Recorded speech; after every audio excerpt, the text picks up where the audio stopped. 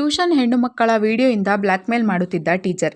ಇವನು ನಿತಿನ್ ಅಂತ. ನಿತಿನ್ ನಿಶಾ ಎನ್ನುವ ಸ್ಟೂಡೆಂಟ್ಗೆ ಅವಳು ಸ್ನಾನ ಮಾಡುತ್ತಿರುವ ವಿಡಿಯೋ ತೋರಿಸಿ ಬ್ಲ್ಯಾಕ್ಮೇಲ್ ಮಾಡುತ್ತಾ ಸ್ವರ್ಗ ಸುಖ ಕಾಣುತ್ತಾನೆ. ಕತೆ ಈಗ ಫ್ಲ್ಯಾಶ್ ಬ್ಯಾಕ್ಗೆ ಹೋಗುತ್ತದೆ. ಇವರು ಕಾಜಲ್ ಹಾಗೂ ಅವಳ ಗಂಡ ನಿತಿನ್ ಅಂತ. ಕಾಜಲ್ ಪ್ರೈವೇಟ್ ಕಂಪನಿಯಲ್ಲಿ ಕೆಲಸ ಮಾಡುತ್ತಿದ್ದರೆ ನಿತಿನ್ ಮನೆಯಲ್ಲಿಯೇ ಸ್ಟೂಡೆಂಟ್ಸ್ಗೆ ಎಕ್ಸ್ಟ್ರಾ ಕ್ಲಾಸ್ ಮಾಡುತ್ತಿರುತ್ತಾನೆ. ಹೀಗಿರುವಾಗ ನಿತಿನ್ ಹಾಗೂ ಅವನ ಸ್ಟೂಡೆಂಟ್ ರಾಗಿಣಿ ಜೊತೆಗೆ ಅಫೇರ್ ಇದ್ದು ರಾಗಿಣಿ ಯಾವಾಗಲೂ ಕ್ಲಾಸ್ನಲ್ಲಿಯೇ ಅವನ ಜೊತೆ ಫ್ಲರ್ಟ್ ಮಾಡುತ್ತಿರುತ್ತಾಳೆ. ಆಮೇಲೆ ಕ್ಲಾಸ್ ಮುಗಿದ ನಂತರ ಕಾಜಲ್ ಈಗೀಗ ಮನೆ ನಡೆಯುವುದು ಕಷ್ಟವಾಗಿದೆ, ಈ ಎಕ್ಸ್ಟ್ರಾ ಕ್ಲಾಸ್ ಬಿಟ್ಟು ಬೇರೆ ಯಾವುದಾದರೂ ಕೆಲಸಕ್ಕೆ ಹೋಗಿ ಅಂತ ನಿತಿನ್ಗೆ ಹೇಳುತ್ತಾಳೆ. ಆವಾಗ ನಿತಿನ್, ನಾನು BTech ಇಂಜಿನಿಯರಿಂಗ್ ಓದಿದ್ದೇನೆ, ಈ ಊರಲ್ಲಿ ನನ್ನ ಲಾಯಕ್ ಜಾಬ್ ಸಿಗುವುದಿಲ್ಲ, ಹಾಗಾಗಿ ನಾನು ಈ ಕ್ಲಾಸನ್ನೇ ಮುಂದುವರಿಸುತ್ತೇನೆ ಅಂತ ಹೇಳುತ್ತಾನೆ. ಆವಾಗ ಕಾಜಲ್, ನನ್ನ ಲೈಫ್ ಅಂತೂ ಕಷ್ಟದಲ್ಲಿ ಒದ್ದಾಡುವುದೇ ಆಗಿ ಹೋಗಿದೆ, ಏನಾದರೂ ಮಾಡಿಕೊಳ್ಳಿ ಅಂತ ಬೈದು ಹೋಗುತ್ತಾಳೆ.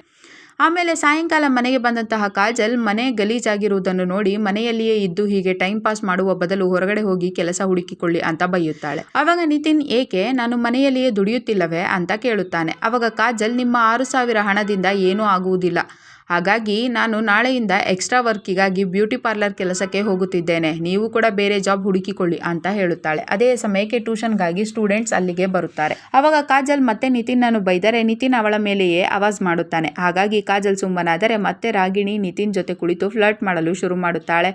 ನಂತರ ಕ್ಲಾಸ್ ಮುಗಿದ ಮೇಲೆ ಅದೇ ಕ್ಲಾಸ್ನ ಶುಭಂ ಎಂಬ ಯುವಕ ನಿಶಾ ಅನ್ನುವ ಹುಡುಗಿಯನ್ನು ಮಾತನಾಡಿಸಿ ನೋಟ್ಸ್ ಕೇಳುತ್ತಾ ಕ್ಲೋಸ್ ಆಗುತ್ತಾನೆ. ನಂತರ ಮತ್ತೆ ಕ್ಲಾಸ್ ಶುರುವಾದಾಗ ರಾಗಿಣಿ ನಿತಿನ್ ಹತ್ತಿರ ಹೋಗಿ ಕುಳಿತು ಫ್ಲರ್ಟ್ ಮಾಡಲು ಶುರು ಮಾಡುತ್ತಾಳೆ. ಆವಾಗ ಕಾಜಲ್ ಅಲ್ಲಿಗೆ ಬಂದರೆ ನಿತಿನ್, ನಿನಗೆ ಸುಮ್ಮನೆ ಕುಳಿತುಕೊಳ್ಳಲು ಆಗುವುದಿಲ್ಲವೇ ಅಂತ ರಾಗಿಣಿಯನ್ನು ಬೈಯುತ್ತಾನೆ. ಆವಾಗ ರಾಗಿಣಿ, ನನ್ನದೊಂದು ಡೌಟ್ ಕ್ಲಿಯರ್ ಆಗುತ್ತಿಲ್ಲವೆಂದು ತನ್ನ ಬುಕ್ಕಿನಲ್ಲಿ ಐ ಲವ್ ಯು ಅಂತ ಬರೆದು ನಿತಿನ್ಗೆ ತೋರಿಸುತ್ತಾಳೆ. ಆವಾಗ ನಿತಿನ್ ಅದಕ್ಕೆ ಐ ಲವ್ ಯು ಟು ಅಂತ ಬರೆದು, ಈಗ ನಿನ್ನ ಡೌಟ್ ಕ್ಲಿಯರ್ ಆಯಿತೆ ಅಂತ ರಾಗಿಣಿಯನ್ನು ಕೇಳುತ್ತಾನೆ. ಆವಾಗ ರಾಗಿಣಿ ಖುಷಿಯಾದರೆ ಕಾಜಲ್ ಅಲ್ಲಿಗೆ ಬಂದು, ಇವತ್ತು ನಾನು ಬ್ಯೂಟಿ ಪಾರ್ಲರ್ ಕೆಲಸಕ್ಕೆ ಹೋಗುತ್ತಿದ್ದೇನೆ, ಬರುವುದು ತುಂಬ ಲೇಟ್ ಆಗುತ್ತದೆ, ನೀವು ಊಟ ಮಾಡಿ ಅಂತ ನಿತಿನ್ಗೆ ಹೇಳಿ ಹೋಗುತ್ತಾಳೆ. ನಂತರ ಕ್ಲಾಸ್ ಮುಗಿದರೆ ರಾಗಿಣಿ, ನನಗೆ ಸ್ವಲ್ಪ ಡೌಟ್ ಇದೆ, ಇವತ್ತು ನಾನು ಎಕ್ಸ್ಟ್ರಾ ಕ್ಲಾಸ್ ತೆಗೆದುಕೊಳ್ಳುತ್ತೇನೆ ಅಂತ ಹೇಳಿ ಮನೆಯಲ್ಲಿಯೇ ಉಳಿದುಕೊಳ್ಳುತ್ತಾಳೆ. ಆವಾಗ ನಿತಿನ್ ಡೋರ್ ಲಾಕ್ ಮಾಡಿ, ನಿನಗೆ ಏನೇನು ಡೌಟ್ಸ್ ಇದೆ ಕೇಳು, ನಾನಿವತ್ತು ನಿನ್ನ ಎಲ್ಲ ಡೌಟ್ಸ್ ಕ್ಲಿಯರ್ ಮಾಡುತ್ತೇನೆ ಅಂತ ಹೇಳುತ್ತಾನೆ. ಆವಾಗ ರಾಗಿಣಿ, ನನ್ನ ಎಲ್ಲ ಡೌಟ್ಸ್ಗಳ ಸೊಲ್ಯೂಷನ್ ನೀವೇ ಅಂತ ಹೇಳುತ್ತಾಳೆ. ಆವಾಗ ಖುಷಿಯಾದ ನಿತಿನ್ ರಾಗಿಣಿ ಜೊತೆ ರೊಮ್ಯಾನ್ಸ್ ಮಾಡುತ್ತಾ ಸ್ವರ್ಗ ಸುಖ ಕಾಣುತ್ತಾನೆ. ಮರುದಿನ ನಿಶಾಳ ಬರ್ತ್ಡೇ ಇರುತ್ತದೆ. ಆವಾಗ ಕ್ಲಾಸಿಗೆ ಬಂದ ಎಲ್ಲರೂ ಅವಳಿಗೆ ಬರ್ತ್ಡೇ ವಿಶ್ ಮಾಡಿದರೆ ಅವಳನ್ನು ನೋಡಿದ ನಿತಿನ್, ನಿಶಾ ಎಷ್ಟು ಸುಂದರವಾಗಿದ್ದಾಳೆ, ನನಗೆ ಇಷ್ಟು ದಿನ ಇವಳ ಮೇಲೆ ಕಣ್ಣೇಕೆ ಬೀಳಲಿಲ್ಲ ಅಂತ ಅಂದುಕೊಂಡು, ನೀನು ಎಷ್ಟು ಟ್ಯಾಲೆಂಟ್ ಇದೆಯೋ ಅಷ್ಟೇ ಸುಂದರವಾಗಿದ್ದೀಯಾ ಅಂತ ಹೇಳಿ ನಿಶಾಗೆ ಬರ್ತ್ಡೇ ಗಿಫ್ಟ್ ಕೊಡುತ್ತಾನೆ. ಆವಾಗ ರಾಗಿಣಿಗೆ ನಿತಿನ್ ಮೇಲೆ ಕೋಪ ಬರುತ್ತದೆ. ನಂತರ ಕ್ಲಾಸ್ ಶುರುವಾದಾಗ ರಾಗಿಣಿ ನಿತಿನ್ ಪಕ್ಕಕ್ಕೆ ಬಂದು ಕುಳಿತುಕೊಂಡರೆ ನಿತಿನ್ ಅವಳಿಂದ ದೂರ ಸರಿದು ನಿಶಾಳನ್ನು ನೋಡಲು ಶುರು ಮಾಡುತ್ತಾನೆ. ಆಮೇಲೆ ಕ್ಲಾಸ್ ಮುಗಿದಾಗ ರಾಗಿಣಿ, ನೀವು ನನ್ನನ್ನೇಕೆ ಇಗ್ನೋರ್ ಮಾಡುತ್ತಿದ್ದೀರಿ ಅಂತ ನಿತಿನ್ನನ್ನು ಕೇಳುತ್ತಾಳೆ.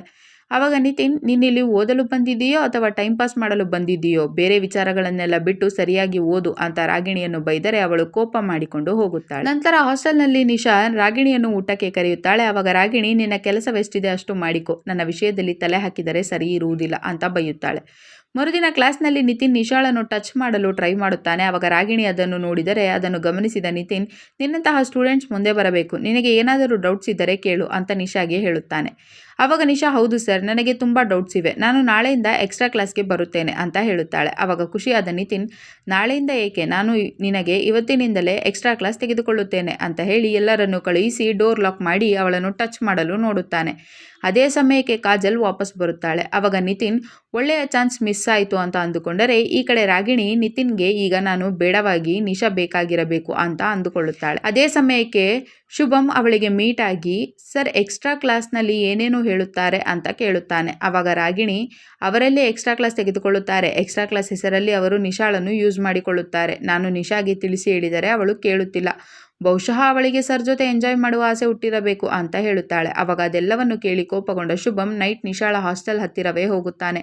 ಆವಾಗ ನಿತಿನ್ ನಿಶಾಳನ್ನು ಅಲ್ಲಿಗೆ ಡ್ರಾಪ್ ಮಾಡಲು ಬಂದರೆ ಶುಭಂ ಅವಳನ್ನು ಮೀಟಾಗಿ, ಈಗೀಗ ನೀನು ಎಕ್ಸ್ಟ್ರಾ ಕ್ಲಾಸ್ ಹೇಗೆ ನಡೆಯುತ್ತಿವೆ ಅಂತ ಕೇಳುತ್ತಾನೆ. ಆವಾಗ ನಿಶಾ ಎಲ್ಲವೂ ಸರಿ ಇದೆ ಅಂತ ಹೇಳಿದರೆ ಶುಭಂ ಅವಳಿಗೆ ಐ ಲವ್ ಯು ಅಂತ ಹೇಳುತ್ತಾನೆ. ಆವಾಗ ಕೋಪಗೊಂಡ ನಿಶಾ, ನಾನಿಲ್ಲಿ ಓದಲು ಬಂದಿದ್ದೇನೆ, ನನಗಿದೆಲ್ಲ ಹಿಡಿಸುವುದಿಲ್ಲ ಅಂತ ಅವನ ಕೆನ್ನೆಗೆ ಹೊಡೆಯುತ್ತಾಳೆ. ಆವಾಗ ನಿತಿನ್ ಅದೆಲ್ಲವನ್ನು ನೋಡಿ, ನಿಶಾ ತುಂಬಾ ಸ್ಟ್ರಾಂಗ್ ಇದ್ದಾಳೆ, ಇವಳನ್ನು ಪಡೆಯಲು ಬೇರೆ ಪ್ಲಾನ್ ಮಾಡಬೇಕು ಅಂತ ಅಂದುಕೊಳ್ಳುತ್ತಾನೆ. ಮರುದಿನ ನಿತಿನ್ ನಿಶಾಗೆ ಮತ್ತೆ ಎಕ್ಸ್ಟ್ರಾ ಕ್ಲಾಸ್ ತೆಗೆದುಕೊಳ್ಳುತ್ತಾನೆ.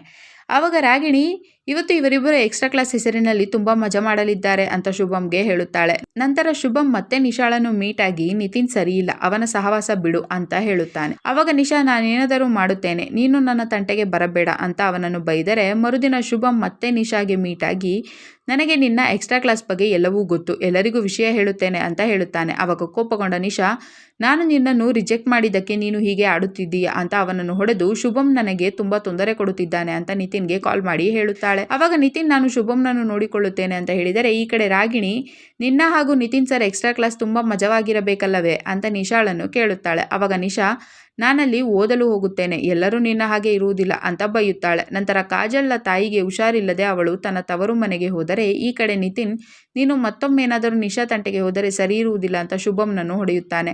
ಅವಾಗ ಶುಭಂ ಅವರಿಬ್ಬರ ವಿಷಯ ಕಾಲೇಜ್ಗೆ ಹೇಳಲು ಮನೆಗೆ ಹೋಗುತ್ತಾನೆ. ಆದರೆ ಅಲ್ಲಿ ಬೀಗ ಹಾಕಿರುವುದನ್ನು ನೋಡಿ ಶುಭಂ ವಾಪಸ್ ಹೋದರೆ ಈ ಕಡೆ ನಿತಿನ್ ನಿಶಾಳ ರೂಮ್ಗೆ ಹೋಗಿ ಬಾತ್ರೂಮ್ ಯೂಸ್ ಮಾಡುವ ನೆಪದಲ್ಲಿ ಚಿಕ್ಕದೊಂದು ಕ್ಯಾಮರಾ ಫಿಕ್ಸ್ ಮಾಡಿ ಬರುತ್ತಾನೆ. ನಂತರ ಮರುದಿನ ಕ್ಲಾಸ್ನಲ್ಲಿ ಶುಭಂ ನಿತಿನ್ ಸರ್ ಎಕ್ಸ್ಟ್ರಾ ಕ್ಲಾಸ್ ಹೆಸರಿನಲ್ಲಿ ನಿಶಾ ಜೊತೆ ಚಕ್ಕಂದವಾಡುತ್ತಾರೆ ಅಂತ ಎಲ್ಲಾ ಸ್ಟೂಡೆಂಟ್ಸ್ಗೆ ಮೆಸೇಜ್ ಮಾಡುತ್ತಾನೆ. ಅವಾಗ ಆ ಮೆಸೇಜ್ ನೋಡಿ ನಿಶಾ ಅಪ್ಸೆಟ್ ಆದರೆ ಬೇಗನೆ ಕ್ಲಾಸ್ ಮುಗಿಸಿದ ನಿತಿನ್ ಎಲ್ಲರಿಗೂ ಹೋಗಲು ಹೇಳಿ ನಾನು ನಿನ್ನ ಜೊತೆ ಸ್ವಲ್ಪ ಪರ್ಸನಲ್ ಆಗಿ ಮಾತನಾಡಬೇಕು ಅಂತ ನಿಶಾಳನ್ನು ಅಲ್ಲಿಯೇ ಇರಿಸಿಕೊಳ್ಳುತ್ತಾನೆ. ಅವಾಗ ನಿಶಾ ಹೆದರಿದರೆ ನಿತಿನ್ ಅವಳ ಬಾತ್ರೂಮ್ ವಿಡಿಯೋ ಅವಳಿಗೆ ತೋರಿಸಿ ನೀನೇನಾದರೂ ನನಗೆ ಸಹಕರಿಸದಿದ್ದರೆ ಈ ವಿಡಿಯೋ ವೈರಲ್ ಮಾಡುತ್ತೇನೆ ಅಂತ ಹೆದರಿಸುತ್ತಾನೆ.